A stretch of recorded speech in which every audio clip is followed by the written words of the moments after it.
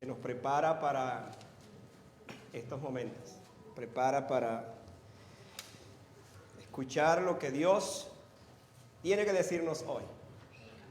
Yo no sé si usted durante la semana, aparte de leer su palabra, de tener esa comunión con el Señor, le dice a Él: Señor, voy a tu casa el domingo, el día del Señor, y el pastor de la iglesia ha preparado un mensaje que yo quiero escuchar, que necesito escuchar, y por eso estamos hoy acá. Así es que damos gracias al Señor por sus vidas, los que están acá, los que nos oyen. Bienvenidos sean todos a este momento tan especial, el Día del Señor. Nos gozamos en el Día del Señor de poder presentar la palabra del Señor.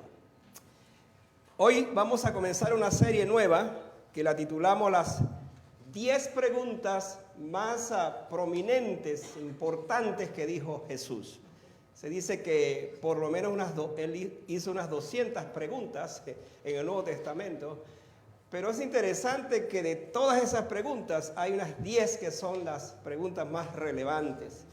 Y yo he sentido en mi corazón traer una serie de mensajes acerca de esas preguntas al comienzo del año, porque hermanos, si algo necesitamos nosotros oír en este tiempo, no es palabra de los hombres, sino palabra de Dios. Si algo necesitamos en este tiempo oír es acerca de Jesús, de nuestro Señor Jesucristo. Creo que nosotros los cristianos, los hijos de Dios, entendemos la importancia que tiene el que oigamos cada vez más de Cristo. Ese himno que dice: habladme más, pero habladme de Cristo, porque al fin y al cabo Cristo es la razón de nuestra fe, la razón de nuestra esperanza, la razón de nuestra salvación y la razón por la cual estamos en este día acá. Así es que ustedes van a coincidir conmigo en el hecho de que podamos entonces hablar precisamente de Jesús, nuestro Salvador, y en el contexto de estas preguntas que vamos a analizar hoy. Así es que abran sus Biblias en Mateo. Vamos a leer los versículos. Realmente vamos a leer del 13 al 17. El 18 lo vamos a dejar hasta allí. Quizás más adelante lo vamos a tocar, pero me interesa que hablemos de esos tres versículos. Mateo 16, 13 al 17. Podemos leerlos juntos, así es que quédense allí sentados y vamos a leer juntos esos tres versículos. De manera entonces que usted vaya pensando en la pregunta que la titulamos hoy, la pregunta comprometedora. Vamos a ver cuál es esa pregunta comprometedora. Otra vez estamos leyendo en Mateo 16, del 13 al 17, y lo leemos todos al unísono, así, a una sola voz. Viniendo Jesús a la región de Cesarea de Filipo, preguntó a sus discípulos diciendo: ¿quién dicen los hombres que es el Hijo del Hombre?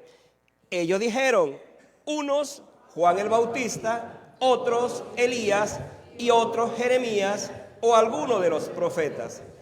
Él les dijo: ¿y vosotros quién decís que soy?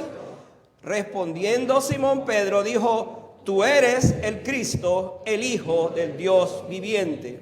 Entonces le respondió Jesús: bienaventurado eres, Simón, hijo de Jonás, porque no te lo reveló carne ni sangre, sino mi Padre que está en los cielos. Amén.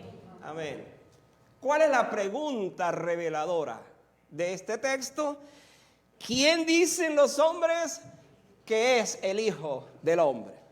Qué pregunta tan interesante. ¿Quién dicen los hombres que es el Hijo del Hombre? Vamos a orar. Quiero animarle para que abra su corazón al Señor en esta hora. Para que en la quietud del Espíritu, y ojalá nada ni nadie la interrumpa, y usted pueda estar allí en la quietud del Espíritu, escuchando la voz del Señor. Pero en esta hora, ore conmigo. Y ore de esta manera al Señor. Padre, necesito entender la pregunta que hace 2000 años le hiciste a tus discípulos, o lo hiciste a la gente. ¿Quién es o quién dicen los hombres que es el Hijo del Hombre? Señor, ayúdame a entenderla, porque de esa pregunta, mi respuesta a esa pregunta depende el estilo de vida que lleve. De esa pregunta depende la clase de cristiano que soy. De esa pregunta depende la clase de iglesia que somos.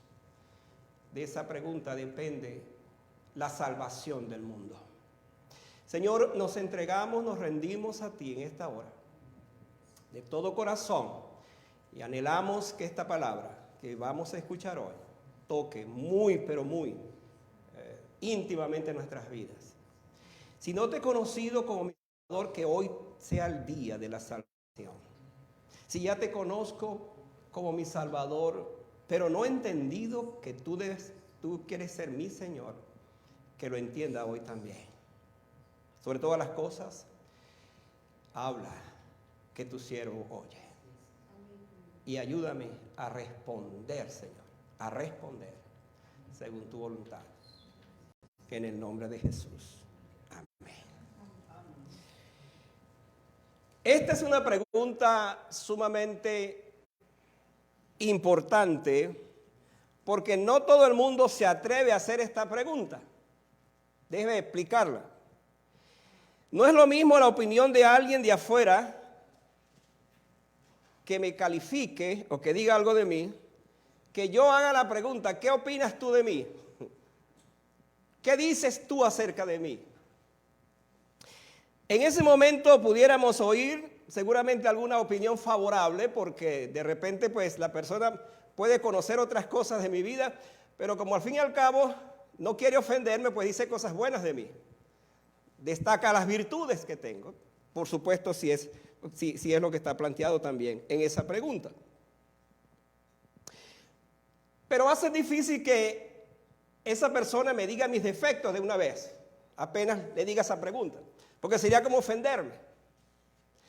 Y es interesante que cuando pensaba en este pasaje, en esta pregunta, el contexto, por ejemplo, de nosotros los esposos cristianos, y pensando pues en esto, decía o me preguntaba yo que ciertamente hay dos personas, decía mi corazón, hay dos personas que nos conocen muy bien. Y es Dios y nuestras esposas. Y nuestras esposas sí saben exactamente lo que somos. Van a destacar nuestras virtudes, pero conocen muy bien nuestros defectos. Y gracias al Señor por eso, porque son ellas las encargadas de decirnos realmente esas cosas que a veces no nos gusta, pero que nos ayuda a ver que en esa combinación de virtudes y defectos, pues la intención, por supuesto, es para que en todo caso seamos mejores. Pero vamos a pensar en Jesucristo, quien hizo la pregunta. Jesucristo hizo la pregunta mientras se acercaba, escuche esto, mientras se acercaba a la cruz, Él hizo esta pregunta. Y esto tiene una connotación muy grande, porque Jesús estaba interesado en saber cuál era la opinión de la gente, pero también cuál era la opinión de sus discípulos. Y para la aplicación nuestra de esta tarde, Él quiere saber cuál es la opinión que tú tienes de Él. Entonces, de esa manera podemos ir hilvanando las ideas respecto a este mensaje. Por otro lado, la pregunta fue hecha en un lugar sumamente importante. Fíjense que la Biblia no menciona las cosas por casualidad. Otra vez vea el texto. Dice el versículo 13, viniendo Jesús a la región de Cesarea de Filipo. Entonces uno se pregunta, ¿pero por qué en este caso Mateo menciona esa región donde Jesús hizo la pregunta? ¿Qué tenía que ver Cesarea de Filipo? Pues déjenme decirles lo siguiente, mis amados. La región de Filipo, en aquel entonces, era la cuna de muchas religiones y de muchos dioses. Por ejemplo, los dioses sirios de Baal estaban en ese lugar. Había un dios llamado el dios Pan, que era el dios de la naturaleza. Pero además de eso, era la cuna de los dioses griegos. Pero además de eso, en ese lugar se había levantado un templo de mármol blanco a la figura del César, porque el César era un dios. Entonces, interesante que Jesús lanza la pregunta en ese sitio, Cesarea de Filipo. ¿Por qué? Porque en ese lugar la gente entendía o creía que el Dios verdadero era o un Dios sirio o un Dios griego o el Dios romano, en este caso del César. Entonces Jesús hace la pregunta: ¿quién dicen los hombres que es el Hijo del Hombre? Y la hace en ese contexto para que entonces se entienda que lo que él está buscando no es una mera respuesta, diríamos, como la que vamos a ver ahora, sino que los discípulos supieran, los seguidores supieran y nosotros supiéramos hoy día que Jesucristo es el verdadero Dios y el verdadero Señor de nuestras vidas. Esa es la razón por la cual Él escogió ese lugar. No escogió Betania, Belén, Nazaret. No, escogió Cesarea de Filipo, la cuna de las creencias de los grandes dioses. Es como decir: quiero saber en este lugar qué opinan ustedes, qué opina la gente, porque en este lugar no está cualquier hombre, en este lugar está el Hijo de Dios, el Dios mismo encarnado. Entonces los discípulos tuvieron que ubicarse y entender las implicaciones de esta pregunta, y de eso nos vamos a ocupar en esta tarde. Así que vamos a pensar, vamos a ver la naturaleza de esa pregunta, vamos a ver la naturaleza de la respuesta, vamos a ver qué se esconde detrás de esto para nosotros. Y viéndolo de esta manera, entonces vamos a escuchar primero la opinión de la gente. La opinión de la gente acerca de la pregunta. ¿Cuál era la opinión de la gente acerca de esta pregunta? Bueno, algunos dicen que eres Juan el Bautista. Mira lo que dice el versículo 14. Cuando él pregunta: ¿quién dice la gente que es el Hijo del Hombre? Bueno, algunos están diciendo que eres Juan el Bautista. Ajá, Juan el Bautista, qué interesante. Juan el Bautista, ¿quién fue Juan el Bautista?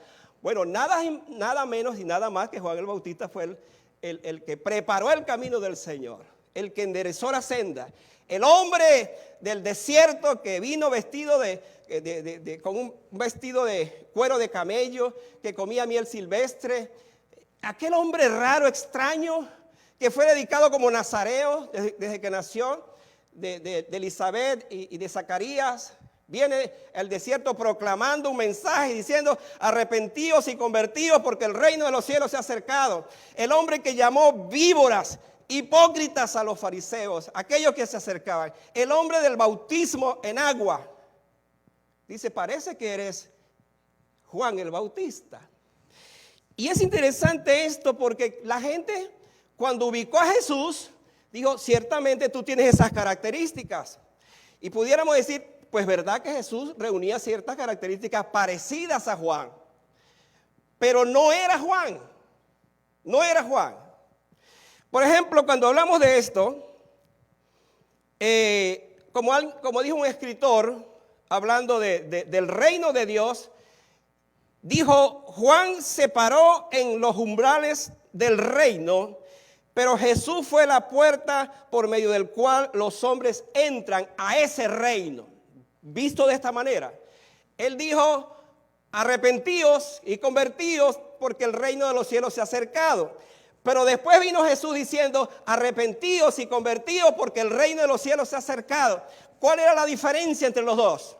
Que mientras Juan habló trazando ese camino para ir al reino, Jesucristo es la encarnación del reino. Jesucristo es el reino mismo.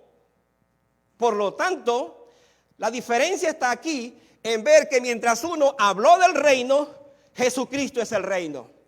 Y nosotros, cuando conocemos a Jesucristo, entonces en ese momento conocemos el reino de Dios que mora en nuestros corazones. A veces se pregunta: ¿cuándo comienza el reino de Dios? El reino de Dios comienza cuando tú abres tu corazón a Jesucristo. Porque ese reino que comienza ahora y que tendrá como fin estar con Él para siempre en el reino de los cielos. Pero comenzó primero en tu corazón. Allí se inició eso. Entonces Juan el Bautista está bien, pero Juan el Bautista no era Jesús. Ajá. También dice: algunos dicen que eres Elías. Dicen que eres Elías. Vamos a ver acerca de Elías. ¿Quién fue Elías? Por allá en Malaquías 4:5 hay la profecía acerca de Elías. Israel esperaba la llegada de Elías. Elías, por supuesto, no digo que había muerto, porque Elías fue transportado al cielo, ¿no? Bien curioso eso, porque la Biblia dice que está establecido para los hombres que mueran una sola vez y después el juicio. Pero Elías se fue sin morirse. Ese es un problema teológico que habrá que resolverse después, ¿verdad? Ahora, vean lo interesante de esto. Decía, es Elías, pero Elías resucitado. Y en efecto, cuando Juan el Bautista vino, la gente coincidió que Juan el Bautista era el Elías resucitado, por las características que él tenía. Pero vamos a pensar un poco en esto. ¿Por qué la gente pensaba que Jesús era Elías? Por las cosas extraordinarias que estaba haciendo. Por ejemplo, Elías resucitó a un muerto, o 1 o 12, según la historia, resucitó a un muerto. Elías oró y por 3 años no hubo lluvia. Después oró y volvió la lluvia. Hacía cosas extraordinarias. Jesús resucitó muertos. Jesús oró para que se detuviera la tempestad. Jesús hizo cosas extraordinarias. Pero ahora cuando comparamos a Elías con Jesús, lo comparamos desde el punto de vista de las cosas físicas que hizo Elías y las cosas espirituales que hizo Jesucristo. Vamos a verlo de esta forma. Por ejemplo, en una oportunidad Elías mató a 400 profetas. Ahora agarren eso, 400 profetas, y los degolló en un río, y ese río se llenó de sangre. ¿Por qué hizo él eso? Bueno, después de la experiencia que hubo en el monte de Oreb, cuando él desafió a los profetas de Baal. Y esto fue el resultado, que todos los profetas murieron, y él los mató. Ahora, mientras Elías derramó la sangre, hablando en este contexto físico, Jesucristo no derramó la sangre sino que él derramó su propia sangre. Y la derramó por nuestros pecados. Ahora vean la diferencia. Mientras Elías hizo estas cosas, por supuesto Jesús hizo la otra. Pero déjeme decir algo más todavía. Elías, el hombre que mató a 400 hombres en ese monte, ahora está huyendo de una mujer llamada Jezabel. Entonces, ¿qué contraste, qué ironía eso? Mientras está en la cumbre con todo el coraje, allí haciendo esto, ahora está huyendo de una mujer. ¿Qué es lo que quiero llegar? ¿A dónde quiero llegar? Jesucristo no huyó la muerte, porque precisamente Elías le temía la muerte. Le temía la muerte de esa mujer. Jesús no le temió la muerte, sino que la enfrentó. Enfrentó la muerte con coraje. Pero no cualquier muerte, enfrentó la muerte de cruz. Entonces, algunos dicen que eres Elías. Pero otros decían, mira, parece que también eres Jeremías. Y es interesante, ¿por qué la Biblia menciona a Jeremías? Parecido a Jesucristo. Déjeme decirle esto. Jeremías es un tipo de Cristo. Hay el tipo y el antitipo. El tipo es Jeremías, el antitipo es el cumplimiento. Comparaban entonces a Jesús con Jeremías. ¿Quién fue Jeremías? Profeta extraordinario que vivió durante el tiempo, exactamente durante el tiempo cuando los judíos fueron deportados a Babilonia. Él vivió eso. Él experimentó un sufrimiento terrible. Él sufrió muchas cosas. Por eso lo comparan con Jesús. Y él escribió su libro, el libro de Jeremías, donde nosotros vemos cosas extraordinarias. Vemos un hombre que cómo gimió por su pueblo, cómo se entregó, cómo fue puesto preso, cómo fue llevado en esa condición. Vivió de esa manera. Por supuesto, fue comparado con Jesucristo. Este fue el hombre que dijo o profetizó acerca del pacto. Dice que vendría un nuevo pacto. En el tiempo vendría un nuevo pacto. No como el pacto antiguo, sino un pacto que iba a ser puesto en el corazón de los hombres. Él habló de ese pacto. ¿Cuál es la diferencia de Jesucristo? Que mientras Jeremías habló del nuevo pacto profetizando, Jesucristo es el nuevo pacto. ¿Qué dice la Biblia? Y hoy vamos a hablar eso, vamos a celebrar esto en la Cena del Señor. Este es el nuevo pacto que por vosotros es entregado. El Nuevo Testamento. Entonces, dice que eres Jeremías. Y algunos decían, a lo mejor eres uno de los profetas. Ahora, hermano, vamos a ir resumiendo aquí el asunto. Es interesante lo que está sucediendo. ¿Cuál es la pregunta de Jesús? ¿Quiénes dicen los hombres que es el Hijo del Hombre? Unos Juan el Bautista, otros Elías, otros Jeremías y algunos de los profetas. Pero aquí viene el asunto interesante. Jesús escuchó bien eso. Y seguramente Jesús dijo en su corazón, decía, es cierto. La gente de la calle está diciendo eso. Jesús es esto. Se levantó otra vez Elías, se levantó otra vez Jeremías, se levantó otra vez Juan el Bautista. Pero eso lo está diciendo la gente. Ahora Jesús se dirige a sus discípulos y le hace la pregunta, ¿y vosotros? ¿Quién decís que soy yo?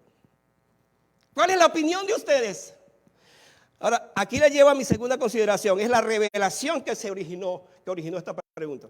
La revelación de esta pregunta. ¿Y vosotros, quién decís que soy yo? Las respuestas anteriores respecto a la opinión de la gente hacia Jesús revelaban un buen concepto acerca de Cristo. Compararlos con esos grandes hombres de Dios no estuvo mal, pero Jesús deseaba escuchar algo más que eso. Porque el Padre Celestial sabía que él no era Juan el Bautista, que no era Elías y que no era Jeremías o alguno de los profetas. El Padre sabía quién era, pero Jesús quería escucharlo de sus discípulos, quién era él realmente. Es posible que se produjo algún silencio en el momento cuando Cristo hizo la pregunta a sus discípulos. Mire, vamos a imaginarnos esto.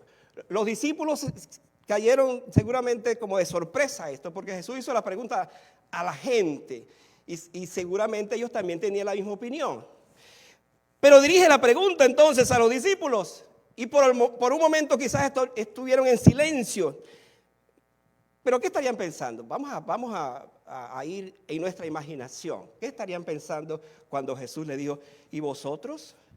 No dijo tú, Pedro, sino vosotros. ¿Quién dice que soy yo?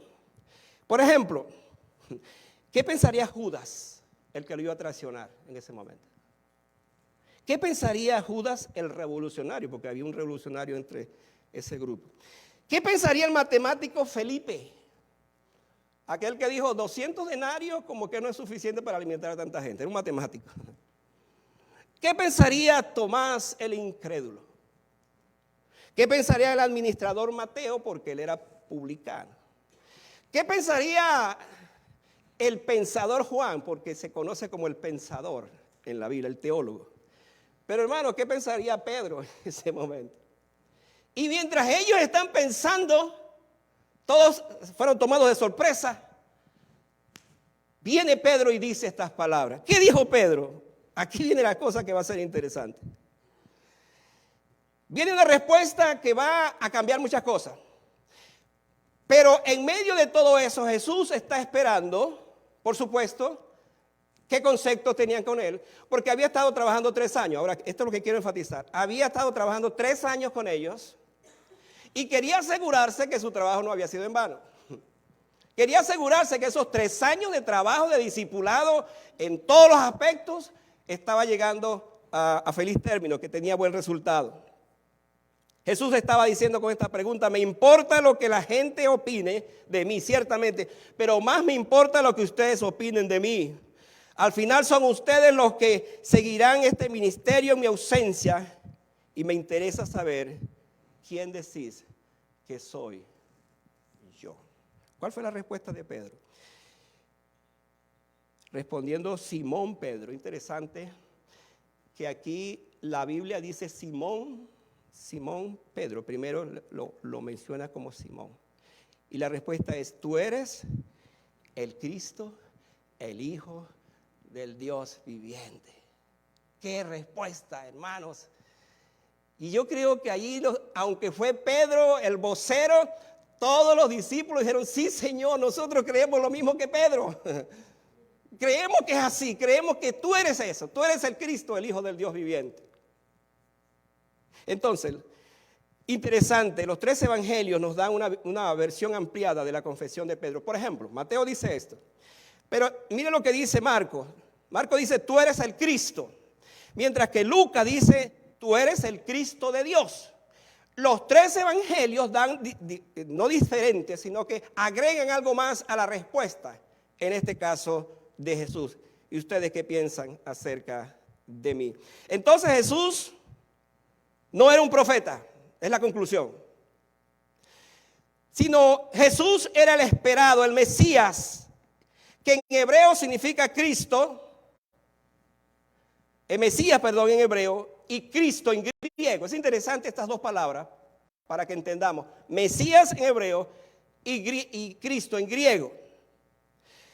En ese aspecto, entonces, Pedro dice, tú eres el Hijo del Dios viviente. Ahora escúcheme lo que va a decir con esto, porque aquí hay algo de una manera muy extraordinaria que debemos verla nosotros. Pedro dice, tú eres el Cristo, el Hijo del Dios viviente. Hermanos, hay un solo Dios y es viviente. En este mundo hay muchos dioses, pero son muertos. Hay un solo Dios que es viviente. Y ese Dios viviente lo reveló Jesucristo. Jesucristo dijo, yo soy, cuando habló Felipe le preguntó, muéstranos el Padre y nos basta. Jesús dijo, yo soy el Padre. Yo soy el Padre. Nos está hablando entonces en este contexto de un Dios que es viviente, pero hay un solo Hijo de Dios. Escuchen, no hay varios hijos de Dios. Hay un solo Hijo de Dios en mayúscula. Por supuesto, todos nosotros somos hijos de Dios, pero en minúscula. Pero hay un solo Hijo de Dios en mayúscula. Y ese Hijo de Dios en mayúscula se llama Cristo. Entonces, en una sola respuesta, Pedro está diciendo, tú eres el Mesías, el que esperamos, pero además eres el Hijo de Dios. Ahora, vamos a ver cuál es la situación, cuál es la diferencia. Israel está esperando a un Mesías, pero no está esperando que es el Hijo de Dios. Porque lo que Israel está esperando es alguien que va a venir precisamente como Mesías, va a venir como un comandante, como un general, como alguien que va a comandar un ejército para destruir a los romanos. Ese es el Mesías que estaban esperando. Pero Pedro, en una sola respuesta, dice, tú eres el Mesías, el que estamos esperando, pero también eres el Hijo de Dios. Interesante verlo en ese contexto, porque nos pone claro a todos nosotros, ¿cuál es el Cristo en que creemos? ¿Cuál es el Dios en que creemos? ¿Por qué Pedro tuvo esa revelación? ¿Qué le dijo Jesús entonces? Bienaventurado eres, ¿qué? Simón, hijo de Jonás. Porque lo que has dicho no te lo reveló ni carne ni sangre, sino mi Padre celestial. Mi Padre que está en los cielos, Él te lo reveló. Y hermanos, capturen este mensaje, porque aquí hay algo tan extraordinario para que lo veamos en esta pregunta. Porque lo que Pedro está diciendo, no lo dijo por sí mismo, lo dijo porque Dios se lo dio. ¿Sabe usted lo que creo yo que hubiese respondido Pablo por su cuenta? Imagínese lo que Pedro hubiese respondido por su propia cuenta. Igual que los demás, o quizás se hubiese inventado otra cosa. Porque así era Pedro, impetuoso, que daba respuestas así rápidas. Pero en ese momento la respuesta que está dando Pedro no es de él, es de Dios. Y si esa respuesta viene de Dios, entonces nosotros la creemos y la aceptamos, y es la respuesta por la cual vivimos también nosotros. Mire, interesante todo esto, porque después le dice más adelante, y tú eres Pedro, que significa roca pequeña, y sobre esta piedra edificaré mi iglesia. De allí viene una teología que nosotros por supuesto sabemos que ha sido totalmente errada en el concepto de que Pedro fue el primer papa. Eso no es bíblico, pero ese es otro tema que en algún momento lo voy a tocar también. Lo que estamos enfatizando aquí es esto. Él le dice a Pedro, bienaventurado eres. Es interesante esto, porque Pedro tuvo una revelación del cielo, hermano. Escuche esto para conectarlo con lo que viene. Tuvo una revelación del cielo. La revelación del cielo tiene que ver con la respuesta que dio Pedro. Es lo que define la iglesia del Señor. ¿Qué define la iglesia del Señor? Que nosotros creemos en Jesucristo como el Hijo de Dios y como la roca eterna donde se fundamenta nuestra fe. Cuando Él dijo, tú eres el Cristo, el Hijo del Dios viviente, le está diciendo ciertamente sobre esta confesión, la confesión de Pedro, se construye la iglesia de Dios. Nuestra iglesia ha sido construida sobre la confesión de Pedro, no sobre Pedro. La confesión de Pedro, que es muy diferente. Amén, hermanos. Es la confesión. Y él está diciendo eso.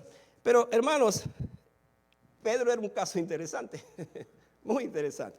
Mire, si usted va al versículo 21, que es el mismo pasaje, Jesús va a decir algo que nos va a llamar mucho la atención. El versículo 21 dice, desde entonces, comenzó Jesús a declarar a sus discípulos que le era necesario ir ¿a dónde? A Jerusalén y padecer mucho de los ancianos, de los principales sacerdotes y de los escribas, y de ser muerto y resucitar al tercer día. Ahora capte esto, porque Pedro acaba de decir, tú eres el Cristo, el Hijo del Dios viviente.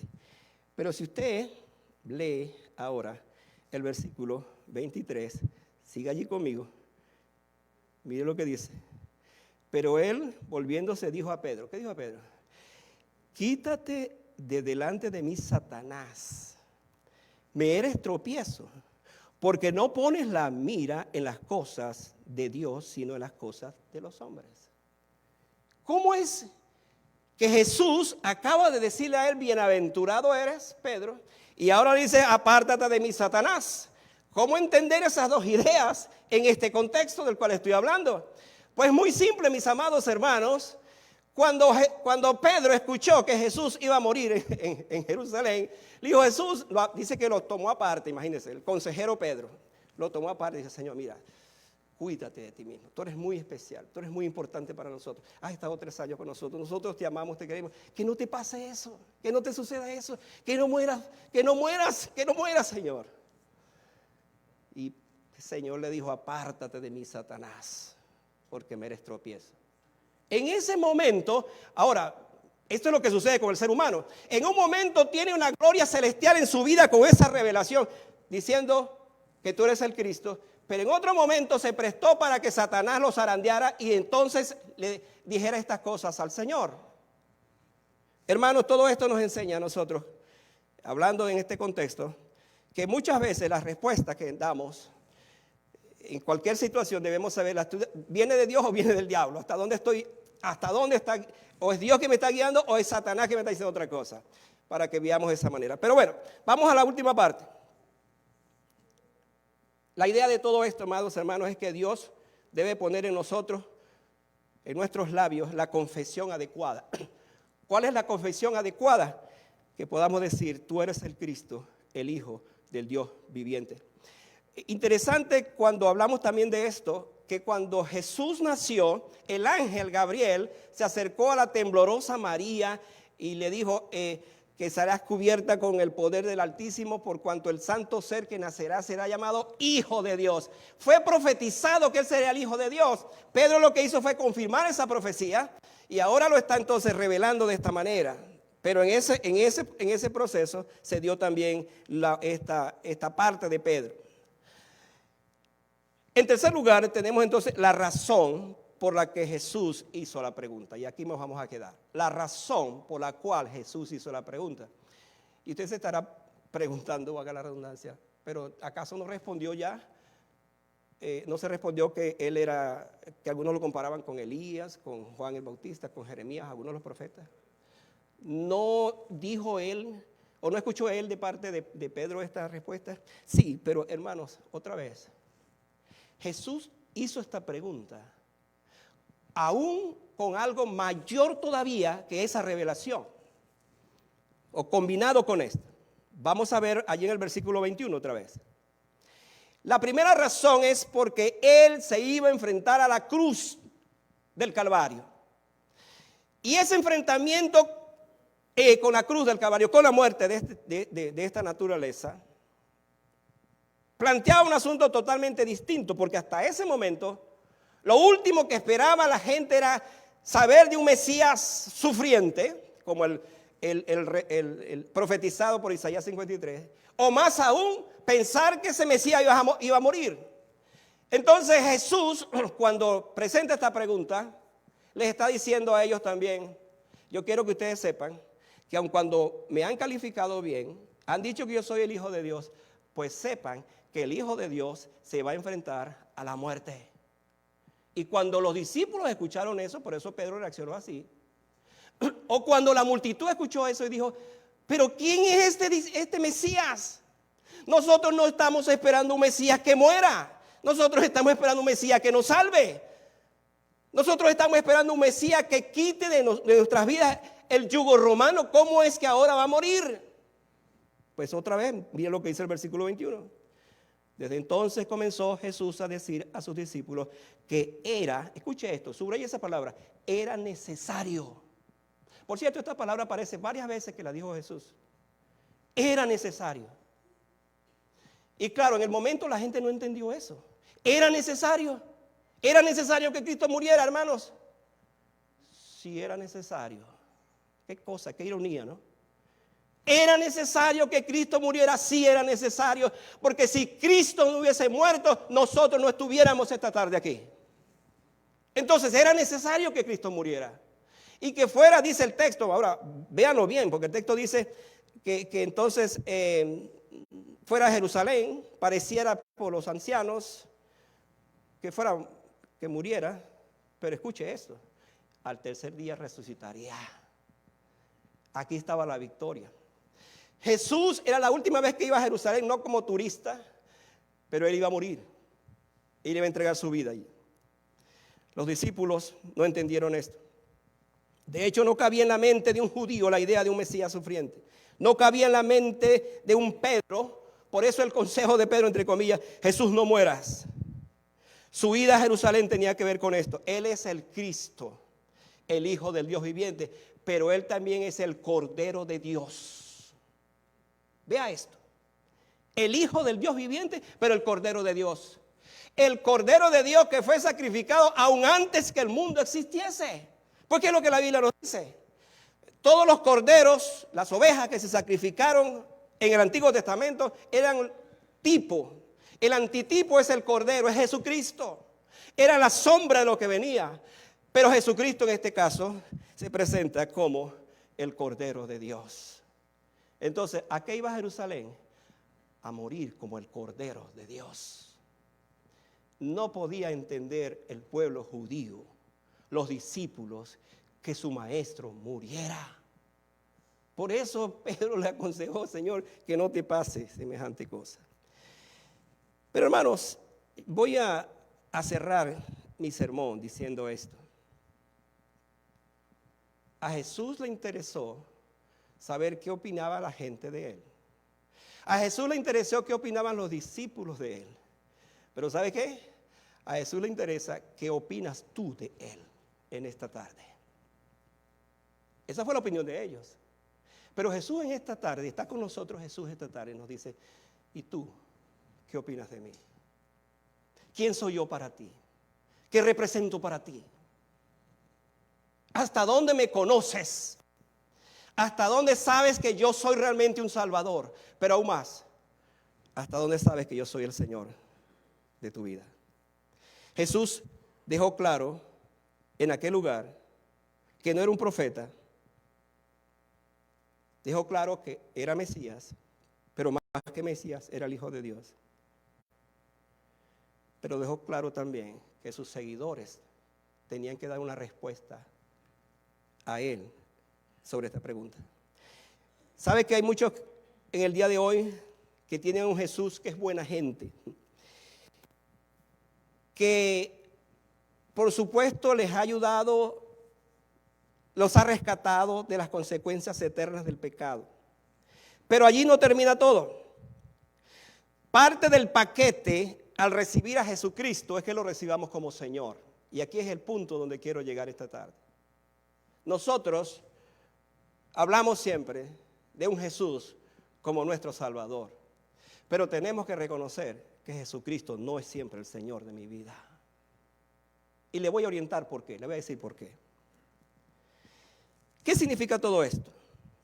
Significa someterse al señorío de Cristo, entregarle la dirección de mi vida a Él, arrepentirme de mis pecados, no seguir haciendo los mismos pecados, cambiar nuestros planes, entregarnos incondicionalmente a Él.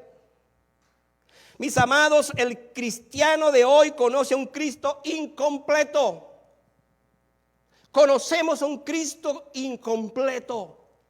No es Él en su totalidad el Señor de mi vida. Aquí vuelvo otra vez a donde Jesús hizo la pregunta. ¿Dónde hizo la pregunta? En Cesarea de Filipo. ¿Qué estaba demostrando Jesús en ese momento? Que Él es el Señor sobre todos los demás dioses que estaban allí. Pero que al declararse de esa manera nos está diciendo a nosotros que Él no quiere ser solamente el Salvador de mi vida, sino el Señor de mi vida. Entonces la cosa se complica, ¿verdad? Bien pueden hablar de Él como el Señor muchas veces, pero yo sigo gobernando mi vida y hago lo que me parezca. Y vivo un estilo de vida, soy cristiano, pero esa es mi vida.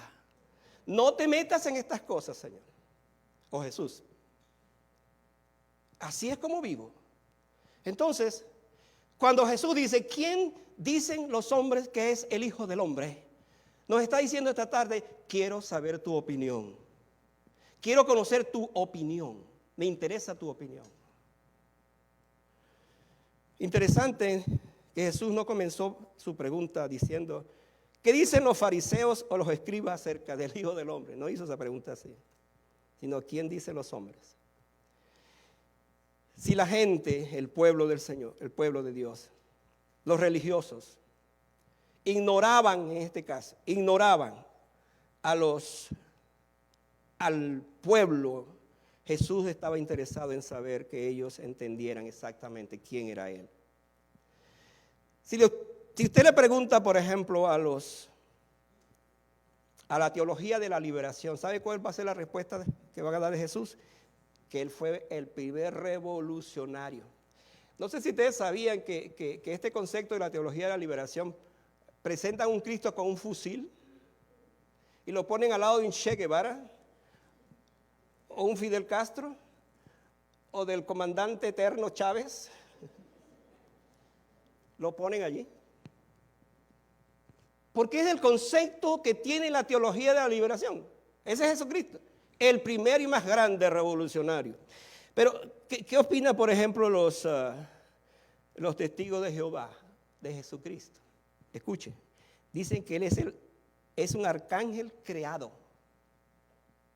No Dios, un arcángel creado. ¿Qué opinan los mormones? Que Jesús es hermano de Lucifer. ¿Qué opina la nueva era?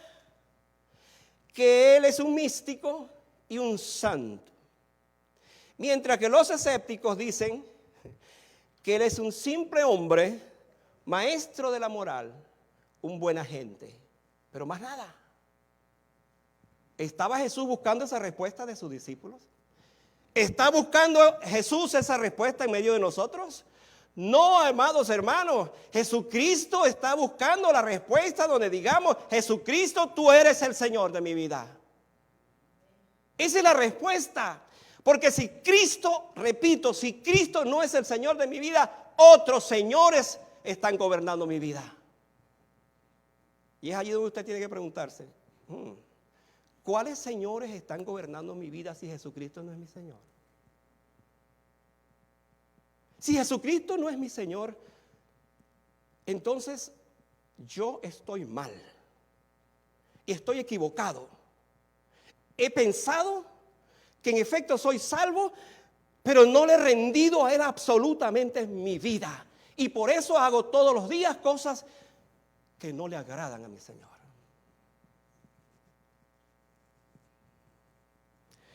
Es posible que esté tocando fibras muy íntimas en nuestras vidas, pero no puedo hablar de otra manera cuando toco un tema como este. O Jesucristo es mi Señor o no lo es. Y es allí donde tengo que rendirme a Él y decirle, Señor, no entendía esto. No entendía que en el momento que yo te acepté como mi Salvador, también tú eres mi Señor. Y cuando esto hacemos, entonces debemos venir a Él para decirle, Señor, como dijo Job después de la prueba, de oídas te había oído, pero ahora mis ojos te ven. Pensando entonces en esa definición de Jesucristo como mi Señor. ¿Sabe usted que Pablo dijo algo con el cual cierro y oramos al Señor? Que para mí es uno de los textos más solemnes, significativos de la Biblia. Haya pues en vosotros este sentir que hubo en Cristo Jesús, el cual siendo en forma de Dios, no le importó ser igual a Dios como cosa que aferrarse, sino que se despojó a sí mismo, tomando forma de siervo, y estando en la condición de hombre se humilló a sí mismo, haciéndose obediente hasta la muerte y muerte de cruz. Por lo cual Dios le exaltó a lo sumo y le dio un nombre que es sobre todo nombre, para que en el nombre de Jesús se doble toda rodilla de los que están en los cielos y en la tierra, y toda lengua confiese que Jesucristo es el Señor, para gloria de Dios Padre. Hermanos, esa es la confesión que debe salir de nuestros labios. Tú eres el Cristo, el Hijo del Dios viviente. Tú eres el Señor de mi vida. Y en esa confesión, entonces nosotros venir ante Él y rendirnos. Y no vivir más para la carne, para el pecado, para el mundo. Vivir para mi Cristo.